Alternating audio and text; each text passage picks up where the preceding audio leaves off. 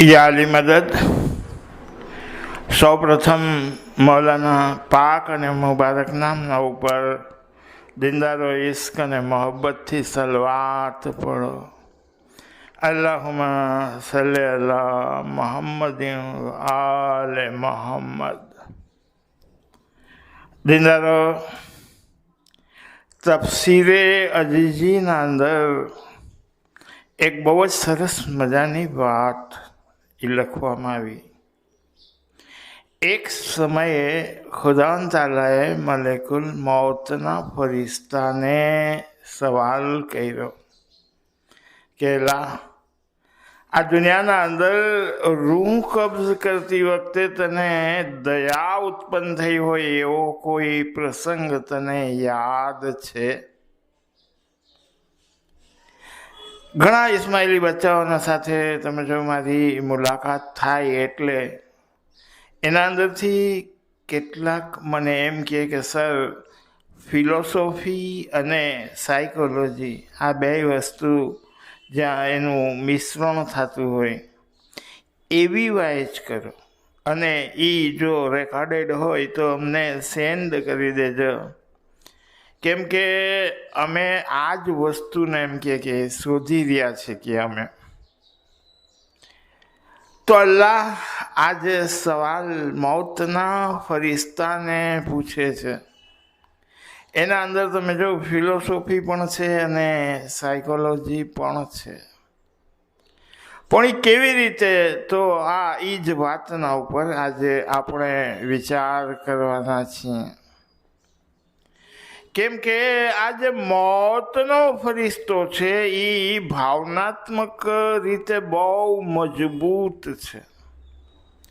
સામેવાળાની એક પણ કાલકુદીને કાલાવાલા બિલકુલ ન સાંભળે, પ્લીઝ પ્લીઝ પ્લીઝની એક પણ વિનવણીની એના ઉપર કોઈ અસર ના થાય।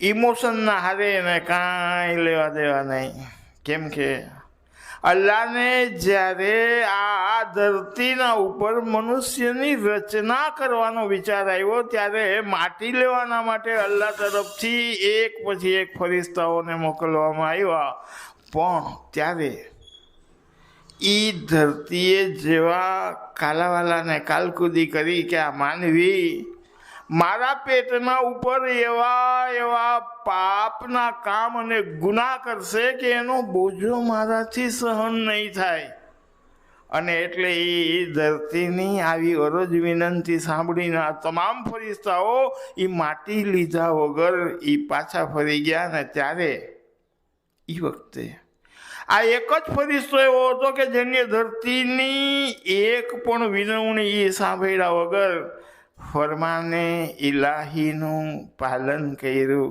અને એટલે એનો એવો આ એક ગુણ જોઈને તમે જો અલ્લાહ એને મોતના ફરિશ્તા તરીકે એની નિમણૂક કરી।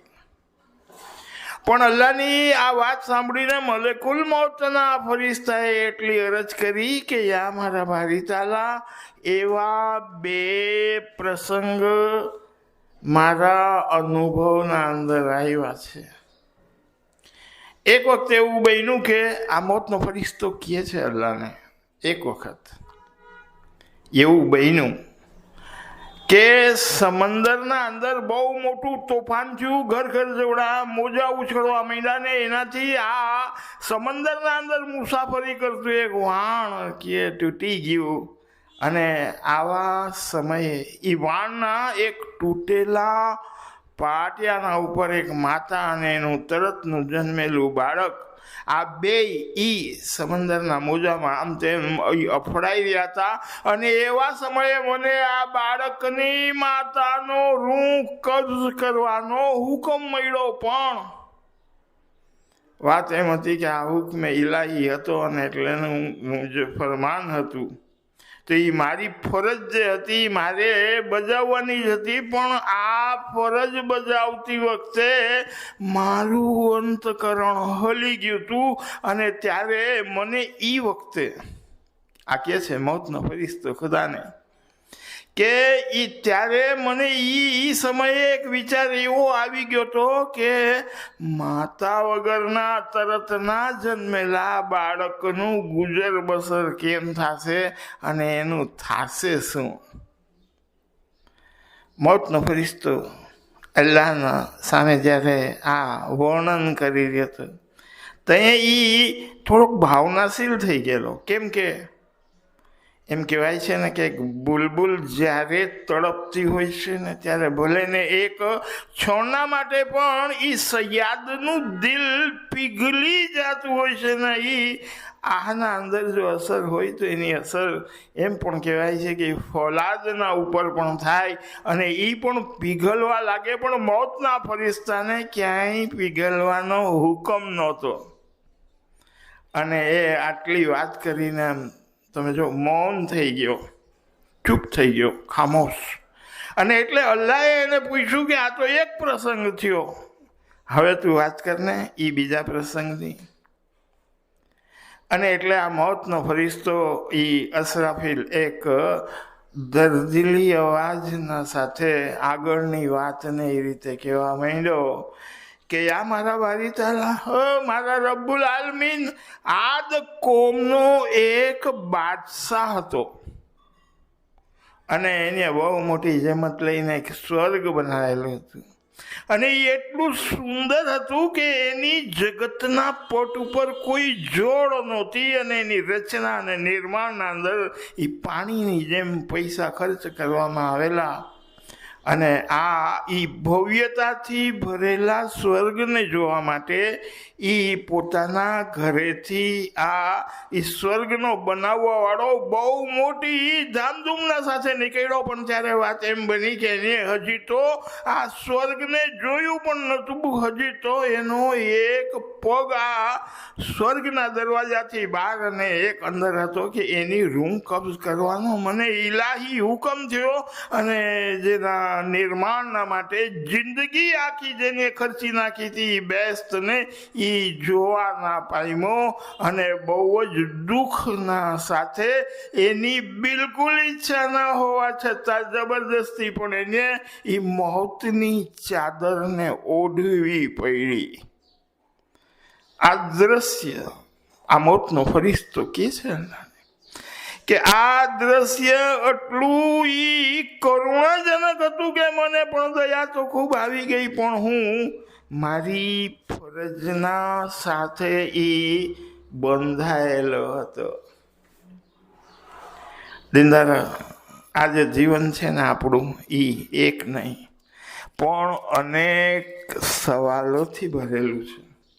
એવા સવાલો છે જીવનના અંદર કે જેના આપણાને જવાબ જ મળતા નથી. એનું કારણ એટલું કે સવાલ છે ને દિમાગના અંદર છે ને એના જે જવાબો છે એ દિલના અંદર રાખી દેવામાં આવ્યા છે. અને આ વાત અલ્લાહ સૂરાએ અનકબૂતની 49 નંબરની આયાતના અંદર એનો ખુલાસો આપતા ફરમાવે કે नहीं बल्कि ये तो उन लोगों के सीनों में विद्यमान खुली निशानियां है. निशानी क्या है तो कि सीनाना अंदर दिलમાં. नहीं बल्कि ये तो उन लोगों के सीनों में विद्यमान खुली निशानियां है जिन्हें ज्ञान प्राप्त हुआ है. मतलब है कि જે જ્ઞાન છે એ दिमागથી नहीं પણ दिलથી મળે છે. हमारी आयतों का इनकार तो केवल जालिम ही करते हैं. खुदा फरमाए, अल्लाह फरमाए. તો મલેકુલ મૌતના ફરિશ્તાને પણ જે સવાલ છે એ એના દિમાગના અંદર છે. આપણી તો વાત જ શું કરી, પણ એના જવાબ જે હોય છે એ દિલના અંદર હોય છે ને. એટલે પછી સવાલ એ પણ ઊભો થાય કે આ દિમાગ દિલ સુધી કેમ નથી પહોંચી શકતો. આપણા સવાલોના આપણાને જવાબ કેમ નથી કરતો ને આ મગજ કેમ કામ નથી કરતું. તો એનો જવાબ સૂરતુલ રહેમાનના અંદર અલ્લાહ તાલા આપે છે કુરાન શરીફના અંદર. સૂરતુલ રહેમાનની તમે જો 19 નંબરની આયત, उसने दो समुद्र को प्रवाहित कर दिया, उसने दो समंदर को प्रवाहित कर दिया जो आपस में मिल रहे होते हैं, उन दोनों के बीच एक पर्दा बाधक होता है जिसका वे अतिक्रमण नहीं कर सकते. મતલબ એમ કે સમંદરના અંદર જે ખારું પાણી હોય છે ને બીજું મીઠું પાણી, બેય તમે જો એક સાથે રહેતા હોય પણ એમ છતાંય આ બેયની જે ઘનતા છે એ અલગ હોય, અને એટલે એ મીઠું પાણી છે એ ખારા પાણીના અંદર પ્રવેશી ના શકે, અને એ જે ખારું પાણી છે એ પાછું મીઠા પાણીના અંદર એ પ્રવેશ ના પામી શકે. એવી રીતે આપણા અંદર પણ જે આપણું દિલ છે એ એક જગ્યાએ છે અને દિમાગ છે એ એક જગ્યાએ છે. આ દિમાગ દિલના અંદર ના પ્રવેશી શકે, અને જે દિલ છે એ દિમાગના અંદર જઈ ન શકે ને. એટલે આપણા પાસે સવાલ તો હોય છે પણ એના જવાબ નથી હોતા.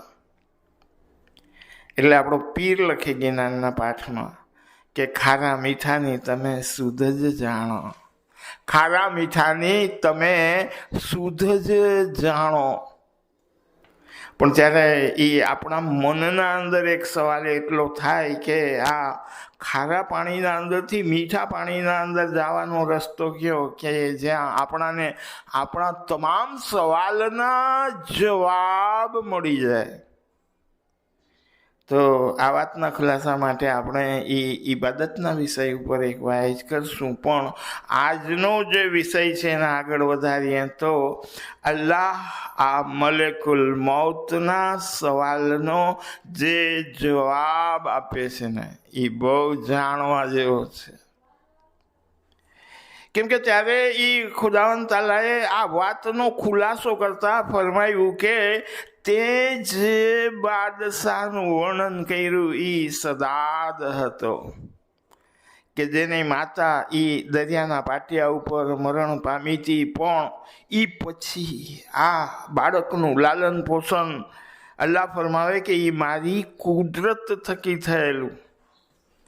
આગળ અલ્લાહે ફરમાવ્યું કે એ પછી અમે એને જગતનો ચક્રવર્તી સમ્રાટ બનાવ્યો, અને એ એવો બાદશાહ કે જેના કારણે એ અભિમાની ને અહંકારી થઈને મારી ઇબાદત અને નમ્રતાને ભૂલી ગયો. અલ્લાહ ફરમાવે,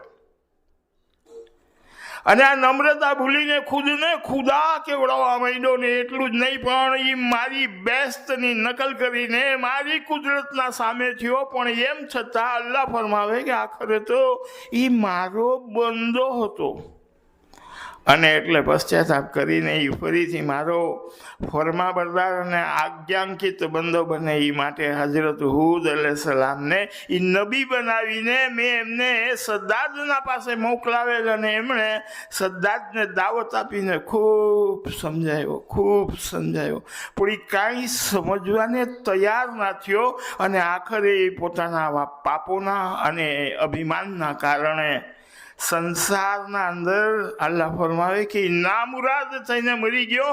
અને એટલું જ નહીં પણ એ આખરતના અંદર પણ એ દોજકનો હકદાર બની ગયો.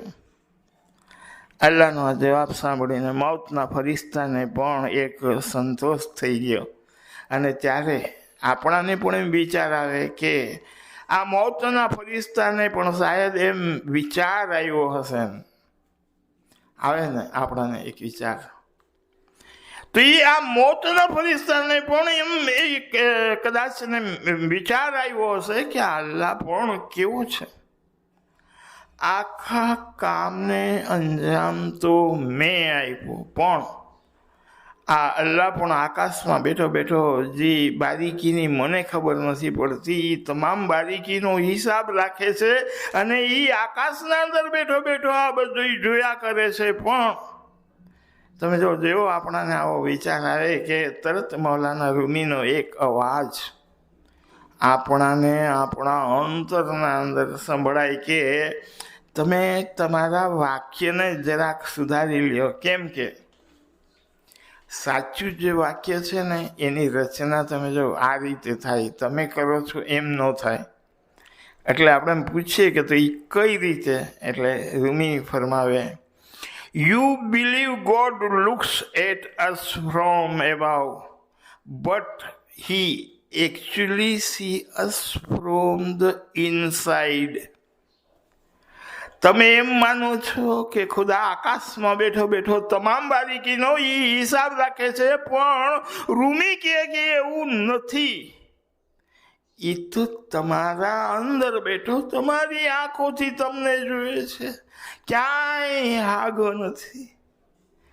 તમારી સારગ કરતા પણ એ તમને વધારે નજીક છે, હાલાકી તમને એની ખબર પડતી નથી. એ પછી તો ઇતિહાસકારો આ દાખલાને આગળ લઈને હાલે અને એના અંદર એ જે એક મોડ એ આવે આપણા સામે, અને એટલે એ આપણાને પણ એના અંદર મોજ પડી જાય. કેમ કે એના હરેક વળાંકના અંદર એ પ્રકાશની કોક કિરણ છુપાયેલી હોય અને આપણે એનો આનંદ લેવા માંડીએ અને એ રસના ઘૂંટડા ભરવા માંડીએ. તો આગળની આ સ્ટોરી એ રીતે કે આ વાણના પાટિયા ઉપર જે તરતનું જન્મેલું બાળક રહી ગયું હતું, એ પવનની ગતિ સાથે સમંદરના કાંઠે આવી પહોંચ્યું અને એ ત્યાં ધોબીઓ પોતાના કપડાં ધોઈ રહ્યા હતા. તો એ લોકોની નજર આ બચ્ચાના ઉપર પડી. હાલાકી એની માં તો એ પાટિયાના ઉપર જ મરેલી પડી હતી, પણ આ બચ્ચું પોતાના પગને આમ તેમ આમ હલાવી રહ્યું હતું અને એટલે આ બધાય ધોબીઓ તરત ત્યાં દોડ્યા ગયા. એ પાટિયાને પાણીની બહાર ખેંચી કાઢ્યું ને પછી માની જે લાશ હતી એને એ લોકોએ ભૂમિદાહ આપ્યો. પણ આ જે બાળક હતું ને એ એટલું સ્વરૂપવાન હતું, એટલે આ શેરના મુખિયાએ એને પોતાનું બચ્ચું માનીને પોતાના પાસે રાખી લીધું અને આમ એ બચ્ચાનું પાલન પોષણ થવા માંડ્યું. પણ વાત એ હતી કે આ બાળક જ્યારે 7 વર્ષનું થઈ ગયું તો એમ કહેવાય છે ને કે પુત્રના પગ પાયણામાંથી વર્તાય એમ આ બચ્ચાની ચાલાકી ને ચતુરાઈ એવી કે એને જોઈને મોટા માણસો પણ એકદમ આશ્ચર્યચકિત થઈ જતા હતા. એવી એની ચતુરાઈ ને ચાલાકી.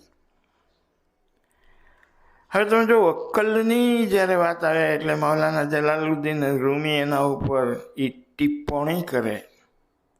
કેમ કે અક્કલ 2 પ્રકારની હોય. એક અક્કલ હોય મનોવિકારના તાબામાં હાલતી અને એ લાગેલી હોય પોતાના હું ને મોટું કરવામાં. આપણે સાદી ભાષામાં એને કહે તો એ કબુદ્ધિ કહેવાય. અને એટલે રૂમી લખે કે આવી કબુદ્ધિને ભલે એ શરૂઆતના અંદર એ આપણાને ફાયદાકારક લાગે, પણ એનો અંત બહુ બુરો હોય. અલ્લાહ ફરમાવે કલામે પાકના અંદર કે તમે એક ચાલ ચાલો છો તો અમે પણ એક ચાલ ચાલીએ છીએ.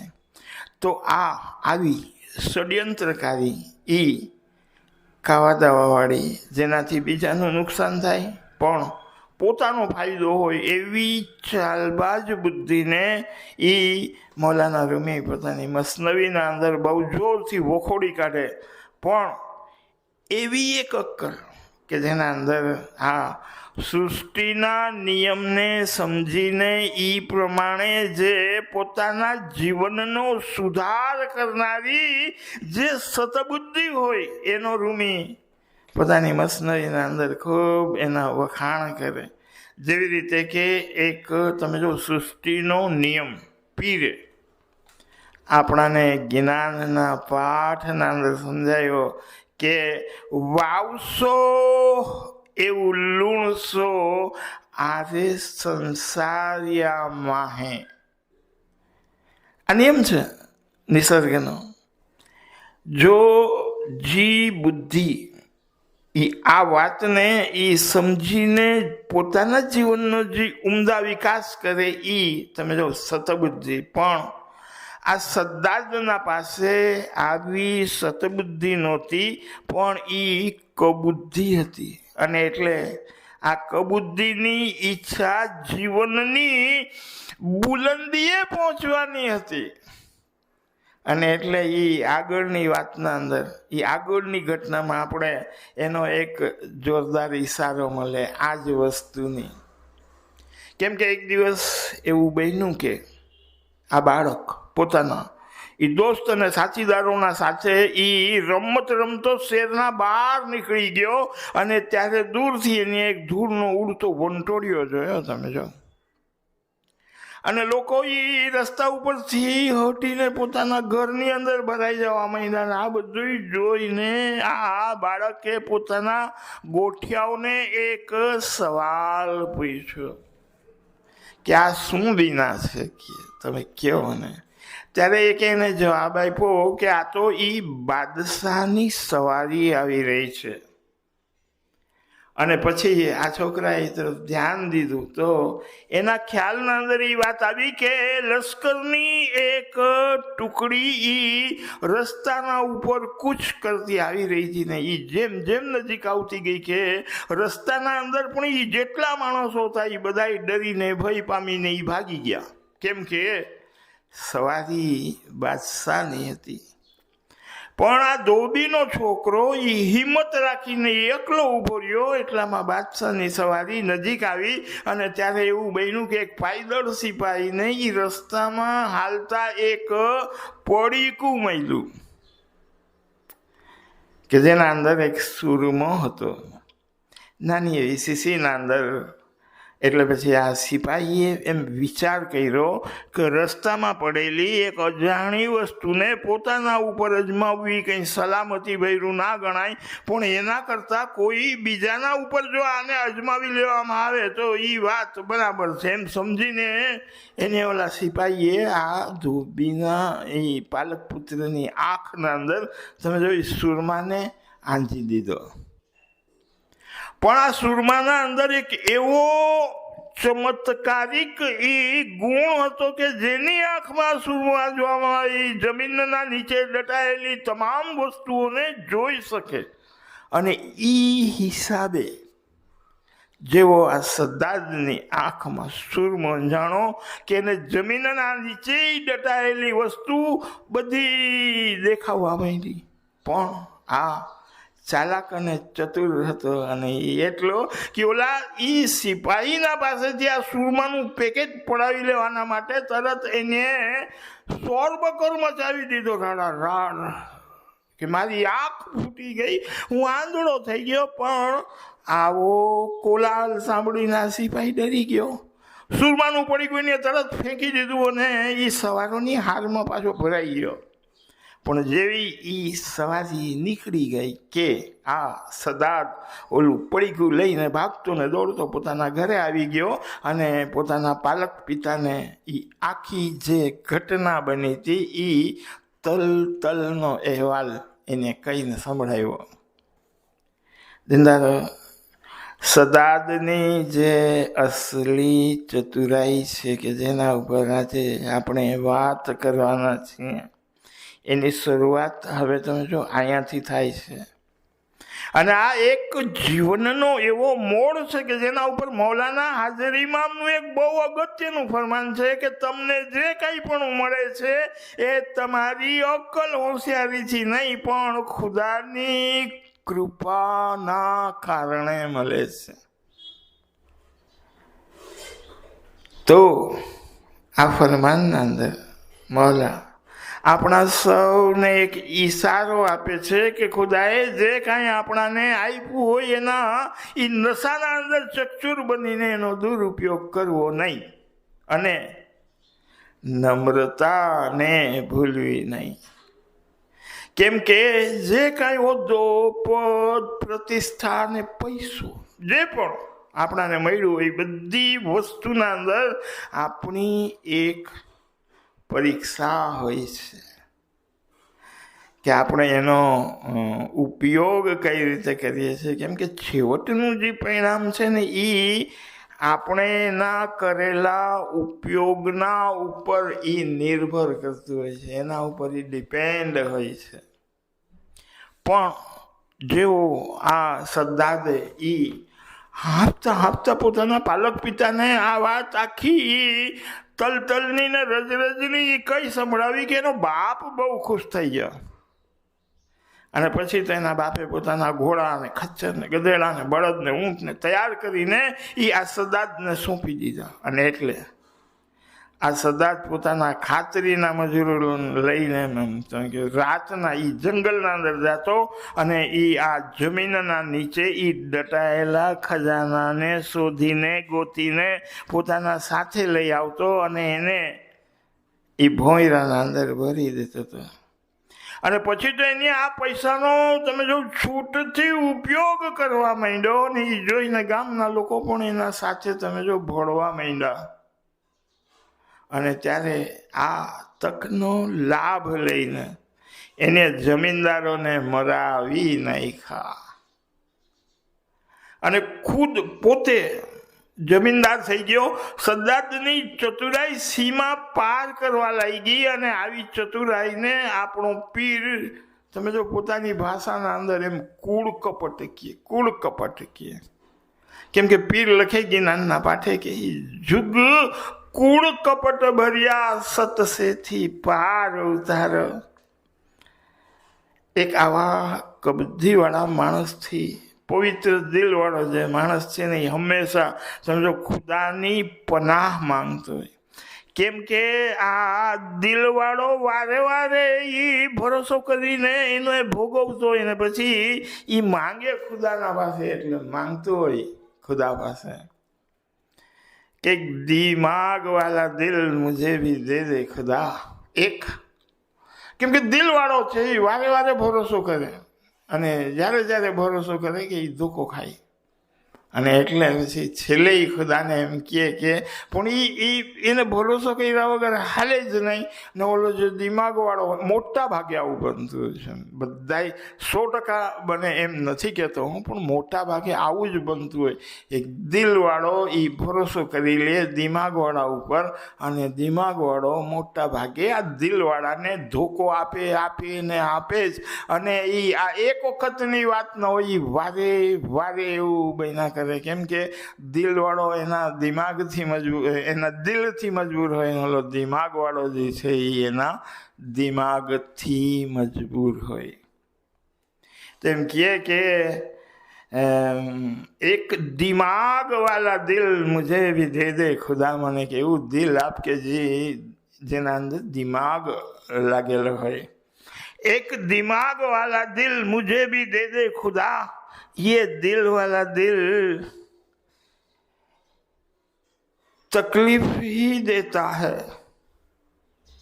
हाँ, एक दिमाग वाला दिल मुझे भी दे दे खुदा. ये दिल सिर्फ तकलीफ ही देता है.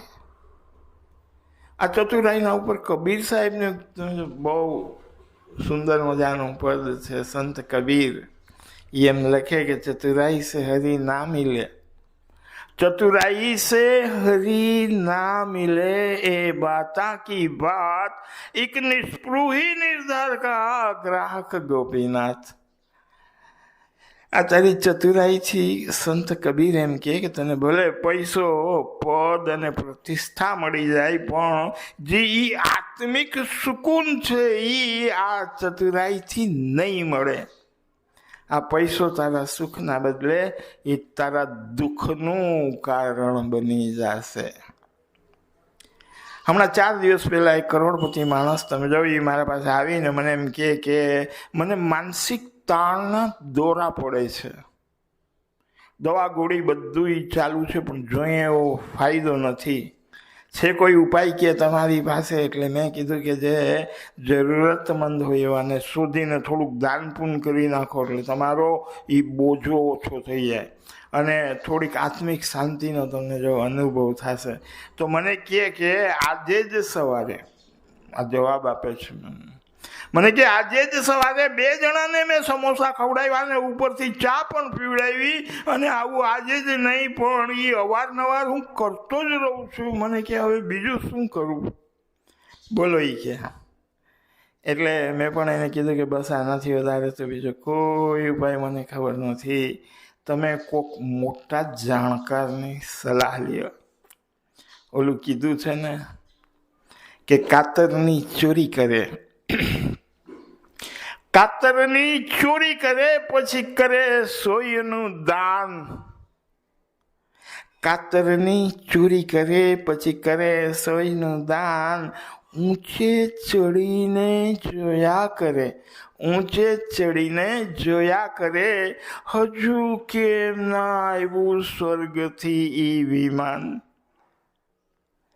પણ સવાલ એ છે કે આ જે ચતુરાઈની વાત છે, સંત કબીર સાહેબે કીધી એમને, પણ આપણા પીરે પણ ઈ જ્ઞાનના પાઠમાં લખેલી છે, પણ વાત એટલી છે કે એ વાત આપણા ધ્યાનમાં નથી આવી.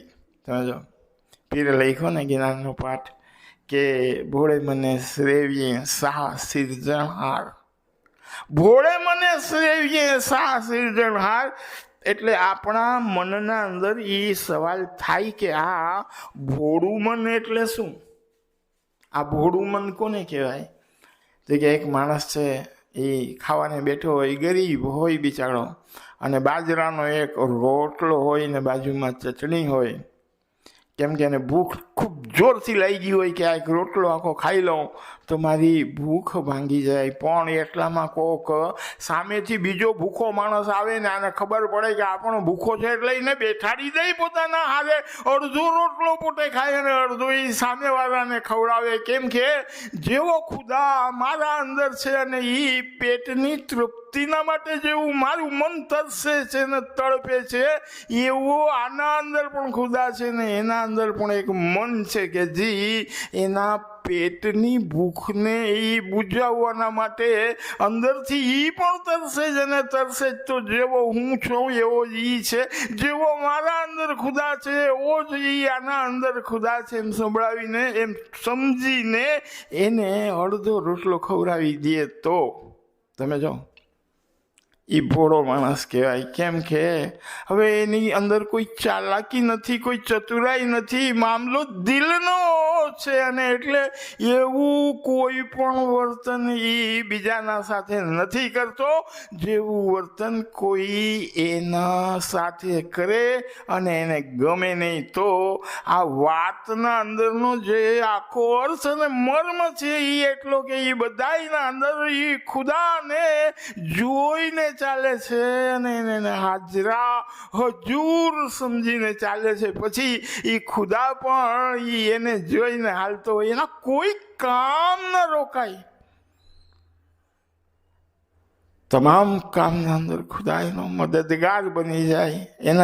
એનું જીવન એના અંદર એ થોડુંક સુખ હોય પણ એ બહુ મોટું એના અંદર એ સુકૂનથી ભરેલો હોય. શાંતિના માટે આવો માણસ કોઈ દી તરસે નહીં કે તડપે નહીં. પણ આજે સદાદની વાત છે ને જે આપણે આગળ લઈ જાય તો વાત એમ બની કે સદાદે એ આ જ પૈસાના બળ ઉપર પોતાનું એક લશ્કર તૈયાર કર્યું. કારણ એ હતું કે જમીનદારોને મરાવી નાખ્યા હતા, તો એનો બદલો બાદશાહના તરફથી લેવામાં આવશે એ વાતને એ બહુ સારી રીતે જાણતો હતો. અને ત્યારે થોડા દિવસ પછી એ વાત પણ એમ સાંભળવામાં આવી કે બાદશાહ આ સદાદના શેર તરફ તપાસ કરવાના માટે આવે છે. તો એ વાત સાંભળીને આ સદાદ એ શેરના બહાર પોતાનું લશ્કર લઈને એ બાદશાહનો સામનો કરવાને માટે તૈયાર થઈ ગયો.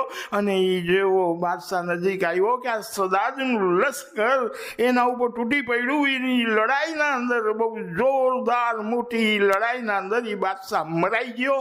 અને ત્યારે આ સદાદ પોતે બાદશાહ બનીને બેઠી ગયો.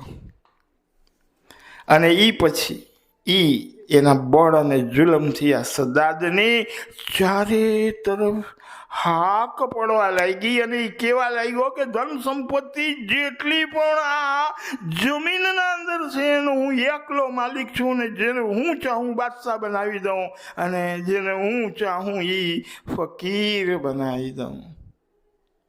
પણ એ સદાદના આ જુલ્મી શાસનના માટે અને એના કેરથી એ જનતાને બચાવવાના માટે હજરત હૂદ અલૈહિસ્સલામને પૈગંબર બનાવીને હિદાયતના માટે સદાદના પાસે એ અલ્લાહે આ પૈગંબરને એના પાસે એ મોકલાવ્યા કે એને રાહે રાસ્તના ઉપર અને ન્યાયથી ચાલવા માટે અને પરોપકારના કામ કરવાના માટે એ હિદાયત આપે અને એ આપવામાં આવી.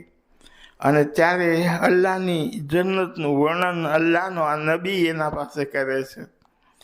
પણ એ પદ અને પૈસાના અભિમાનના અંદર એના નશામાં એ ચકના ચૂર બનેલો એ આ સદાદ અલ્લાહના પૈગંબરની એક વાત નથી માનતો. પણ એટલું જ નહીં, અલ્લાહની જે બેસ્ટ જેવું વર્ણન કરવામાં આવેલું હતું પૈગંબરના તરફથી એવી બેસ્ટ આ ધરતીના ઉપર બનાવવાની પોતે એક યોજના તૈયાર કરે છે અને એના ઉપર એ કામ કરવું પણ શરૂ કરી દે છે અને એને બનાવીને એ તૈયાર પણ કરી લે છે કે જેનાથી કરીને એ પોતાને ખુદા માનવાવાળા ફરમાબરદારને આજ્ઞાંકિત લોકોની એના અંદર રાખી શકે. હાલાંકિ બહુ જ કિંમતની વાત જો કરીએ તો એ એટલી કે આવો પીર પૈગંબર જ્યારે સલાહ મશવરો અને એ રહેનુમાઈ અને એ રહેબરી કરવાને આવે છે ને હિદાયતની જે વાત કહે છે એ આ પીર પૈગંબરની વાત જ્યારે ઇન્સાનને કડવી લાગવા માંડે તો એટલું જરૂર સમજી લેવું કે હવે અક્કલના ઉપર પડદો પડી ગયો છે, એક નથી માનતો એની અને અંતરના અંદર અંધારું છવાઈ ગયું છે. અને એટલે એના પરિણામ સ્વરૂપ એ પતનનો કાળ હવે નજીક આવી ગયો છે. કેમ કે અલ્લાહના પાસે પીર પૈગંબરો પણ છે કે જેઓ તમે જો રહેમત છે અને એ બાળી નાખો વાળી આગ પણ છે. એક ઇન્સાન હર હાલમાં ખુદાની રહેમતનો મોહતાજ હોય છે. આ જીવનની ફિલોસોફી તમે જો એટલી કે એક ઝાડ કે જે બહારથી દેખાતું હોય એ બહુ અડધું હોય, ધડ દેખાય એની ડાળીઓ અને એના પાંદડા પણ દેખાય, એ નરી આંખે આપણાને એ જોવામાં આવે, પણ એની જળ જમીનના અંદર બહુ ઊંડી હોય અને એ આપણાને દેખાય નહીં. અને એટલે આજે મહિમા આખી ગુરુ વચનની છે કેમ કે એના અંદર એ ઝાડની જળની વાત હોય. અને આ જીવનની સાયકોલોજી એટલી કે માણસને જે દેખાતું હોય એને જ એ સાચું માનીને હાલતો હોય અને એ જીવનના અંદર કદમ કદમના ઉપર એ ધોકોને ઠોકર ખાતો હોય. રાહબર અને રાહનુમાની વાતના અંદર એ ઝાડની જળના રહસ્યનો તમે જો એ ખુલાસો હોય. મૌલાના હઝર ઇમામનું એક ફરમાન દિનદારો યાદ આવે છે કેમ કે આવા એકાદ દાખલાના સાથે જો આપણે એ ફરમાનને પણ યાદ કરીએ તો વાત આપણા દિલને લાગી જાય ને અંતરના અંદર એ ઊંડી ઉતરી જાય. મૌલાના એક ફરમાનના અંદર એટલી તાકાત હોય છે કે એ આપણા જીવન આખાને એ બદલાવી નાખે. સુખ નજીક આવી જાય અને દુઃખ તમે જો એ દૂર ભાગી જાય. હાજર જોવાનું ધણી ફરમાવે કે દુઃખના સમયે હિંમત અને સુખના સમયે નમ્રતા રાખો. બહુ જ કઠણ ફરમાન છે, પણ જો એ સમજાઈ જાય તો ખરેખર આપણો બેડો પાર થઈ જાય. કેમ કે જો સુખના અંદર આપણે નમ્રતા રાખીએ તો પછી દુઃખ આવે જ નહીં.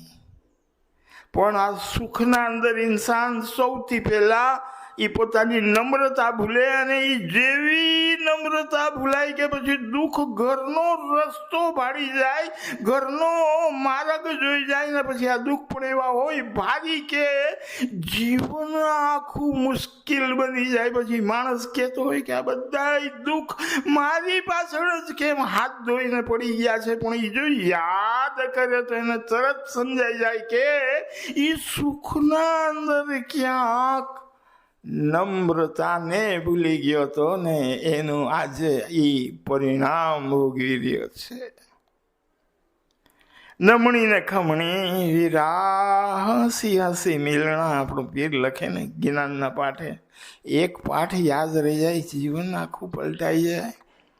નમણી ને ખમણી વીરા હસી હસી મિલણા. આ નમણી ને ખમણી થી દુઃખ છે ને દિંદારો એ 1000 ગાઉ દૂર રહીએ. આપણા દુઃખની નસ તમે જો એ 2 જણા પકડે, એક તો એ આપણો વિરોધી હોય એ, અને બીજો વૈદ્ય હોય એ ડૉક્ટર. પણ આપણો મૌલા, આપણો રૂહાની વૈદ્ય, આપણો રૂહાની ડૉક્ટર, એને બધી બીમારી ને એની બધી દવાની ખબર હોય. તમે જો તો આપણે ગતિમામનું એક ફરમાન જોઈ લે. 23 નવેમ્બર 1903 મૌલાએ ફરમાવ્યું, ગતિમામનું ફરમાન. મૌલા ફરમાવે કે આ દુનિયાના અંદર 2 જાતના મોમન્ટ છે, જેમાં એક બદનના છે અને બીજા રૂહના છે. જેવો બદનના મોમન્ટ છે તેઓ અહીં જ રાજી થાય છે અને આ દુનિયાના અંદર જ રહેવાને રાજી છે. તેઓ આખરે જમીનમાં જ જાય છે. મૌલા ફરમાવે તેઓ આખરે જમીનમાં જ જાય છે. આગળ ફરમાવે, આગળની વાત એક જ સેન્ટેન્સના અંદર મૌલા શું ફરમાવે છે?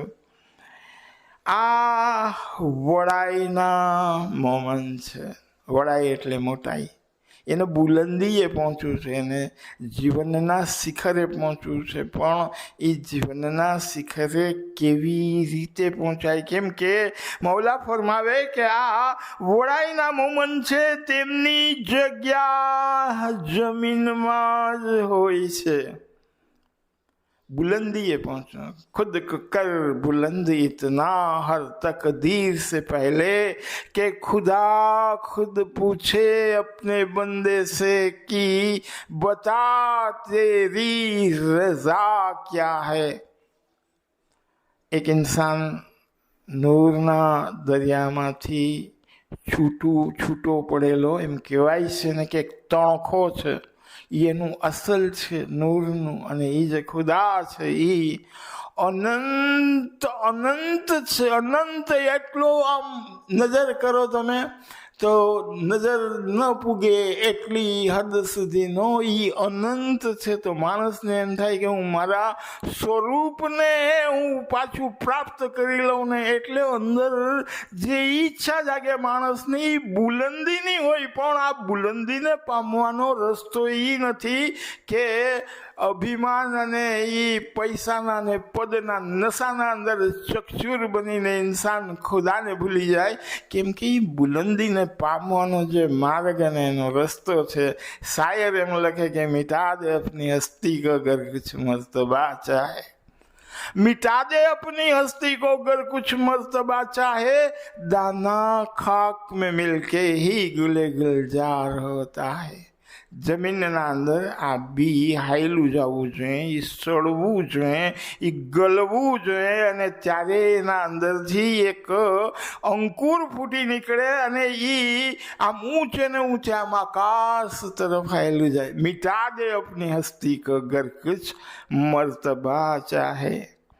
ये दबदबा, ये हुकूमत, ये नशा, ये दौलत है. शायर लखे ना, ये दबदबा, ये हुकूमत, ये नशा, ये दौलत है, सब किराएदार है. घर बदलते रहते हैं, घर बदलते रहते हैं. આ સામાન્ય માણસનું તમે જો એ મહાન થવું એ સામાન્ય વાત છે, પણ એ માન થયા પછી સામાન્ય બનીને રહેવું એ બહુ મોટી વાત છે. આ અઘરું છે. જીવનના અંદર અગર કંઈક કરવા જેવું છે તો નમ્રતાને પોતાના અંદર જગા આપવાની અંદર બહુ જરૂર છે ને એટલે મૌલા પોતાના ફરમાનના અંદર જે વસ્તુને સૌથી વધારે રિપીટ કરે એ શબ્દ નમ્રતાનો છે. માણસના પાસે તમે જો જેવી મોટાઈ આવે કે સાવ માથું ઊંચું કરીને હાલ્યો જતો હોય, કેમ કે હવે એ માથું નમાવીને હાલવાની એમ કે હવે જરૂરત શું છે.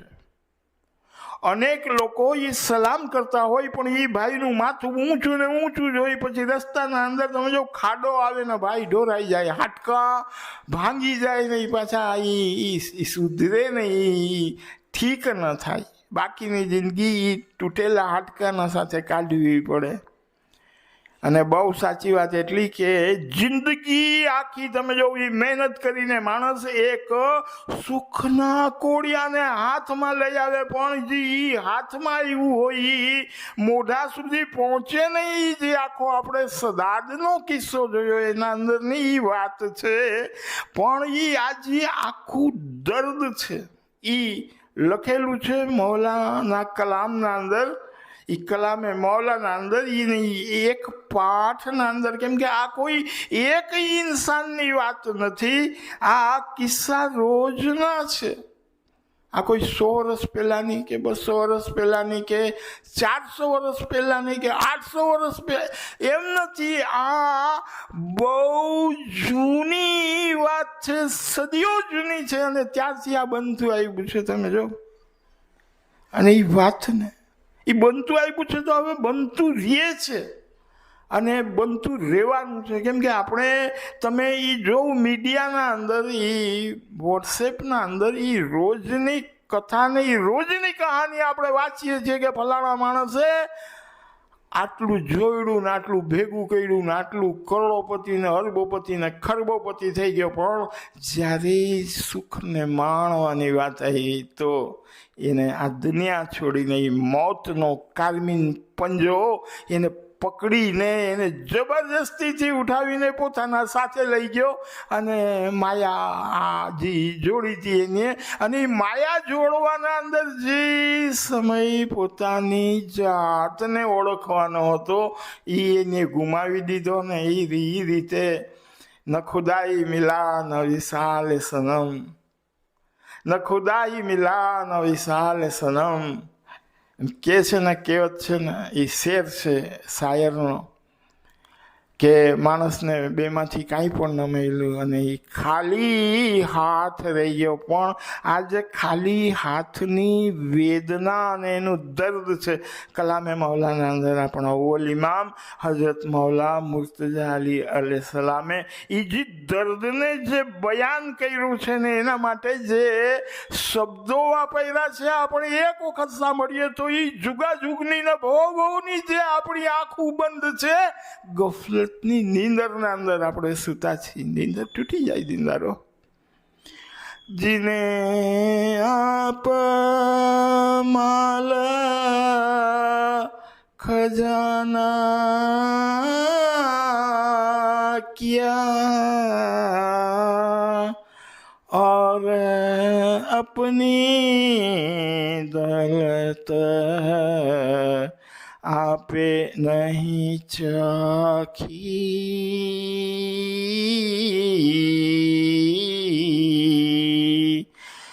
वे हाथ घसनता आप उठ जावे, जुम धन ખાયા માખી. જેને પોતાની આખી જિંદગી માલ ખજાનો ભેગો કરવામાં નીકાળી દીધી પણ જે પોતાની દોલત પોતે ચાખી શક્યો નહીં, તો એનો દાખલો એવો કે રહી ગયો હાથ ઘસતો અને એ હાઈલો ગયો ને એ એવી રીતે કે જેવી રીતે એ મધ છે એ જમા કરે મધમાખી અને એનો મધપૂડો કોક ઉપાડી જાય ને એ માખી પોતાના મધને ચાખી ન શકે. हाथ घसंती देखो माखी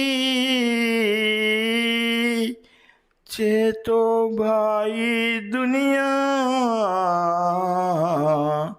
संग न आवे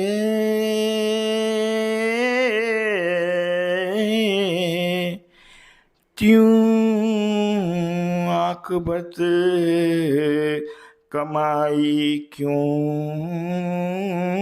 नहीं करता मूर्ख आप जन्म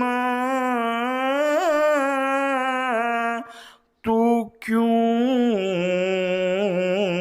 गमावे। મૌલા ફરમાવે કે આ બધુંય નશ્વર છે, એના પછવાડે જે ખરેખર શાશ્વત છે, કાયમ દાયમ રહેવાનું છે, આ કાકરાના પછવાડે તું આ હીરા મોતીને કેમ ગુમાવી દે છે? તું આકબતની કમાઈ કરી લે કે જે આ દુનિયામાં પણ તને કામ લાગે અને આવતી દુનિયાના અંદર પણ જે તારા સાથે રહીએ. તું નેકીના બે કામ કરી લે, તું ખુદાના નામનું સ્મરણ કરી લે. કેમ કે એ શાયર તો કહે છે ને કે તુમ બેસહારા હો તો કિસી કા સહારા બનો.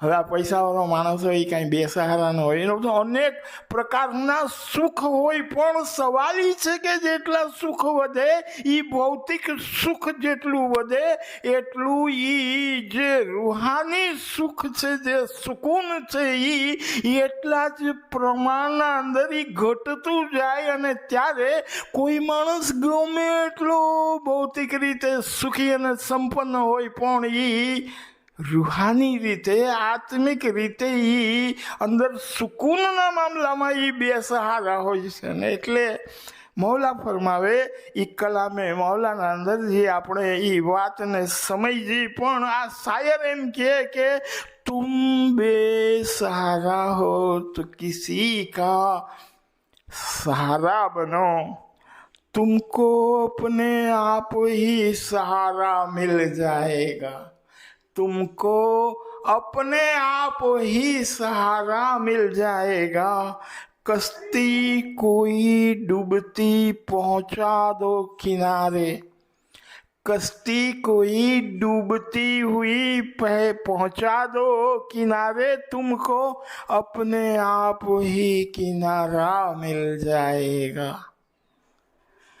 એક મોમીન બંદો તમે જોઈ નેકીના રસ્તે ચાલતો હોય, રોજ રોજ ખુદા પાસે દુઆ માંગતો હોય, કેમ કે એ પોતાની કમજોરીને સમજતો હોય, પોતાની અધૂરપને એ જાણતો હોય.